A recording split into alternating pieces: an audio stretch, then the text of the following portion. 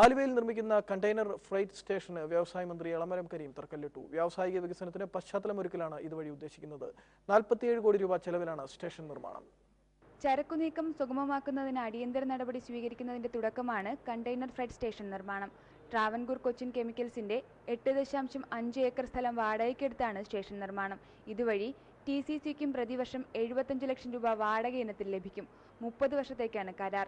6600 ചതുരശ്ര മീറ്റർ വെയർഹൌസും 1200 ചതുരശ്ര മീറ്റർ ഓഫീസുമാണ് ഇവിടെ നിർമ്മിക്കുന്നത്. 5000-ലേറെ കണ്ടെയ്നറുകൾക്ക് പാർക്ക് ചെയ്യാൻ പാകത്തിലാണ് ഫ്രൈറ്റ് സ്റ്റേഷൻ നിർമ്മാണം. ഈ സംരംഭത്തിലൂടെ 350-ലേറെ പേർക്ക് നേരിട്ടും 1000-ലേറെ പേർക്ക് അല്ലാതെയും തൊഴിൽ ലഭ്യമാക്കാനാകുമെന്നാണ് പ്രതീക്ഷ. പൊതുമേഖലാ സ്ഥാപനമായ ഇൻഡസ്ട്രിയൽ എന്റർപ്രൈസസിനാണ് നിർമ്മാണ ചുമതല. കണ്ടെയ്നർ ഫ്രൈറ്റ് സ്റ്റേഷൻ വരുമ്പോൾ നിലവിൽ ഉള്ള കസ്റ്റംസ് ക്ലിയറൻസ്, ബാഗേജ്, സ്റ്റഫിംഗ്, ഡിസ്റ്റഫിംഗ് എന്നിവ ഇവിടെ നടക്കുന്നതാണ്.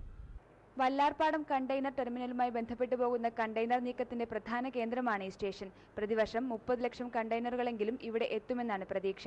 സ്റ്റഫിംഗ്, റീസ്റ്റഫിംഗ് തുടങ്ങിയ സൗകര്യങ്ങളും കണ്ടെയ്നർ നീക്കത്തിനുള്ള ആധുനിക യന്ത്രങ്ങളും ഇവിടെ സജ്ജമാക്കും. കസ്റ്റംസ് ഉദ്യോഗസ്ഥരുടെ നേരിട്ടുള്ള മേൽനോട്ടത്തിലാണ് സ്റ്റേഷൻ പ്രവർത്തനം. ക്ലോസ്ഡ് സർക്യൂട്ട് ടെലിവിഷൻ ഉൾപ്പെടെയുള്ള സുരക്ഷാ സംവിധാനങ്ങളും ഇവിടെ സജ്ജമാക്കും. മനോരമ ന്യൂസ്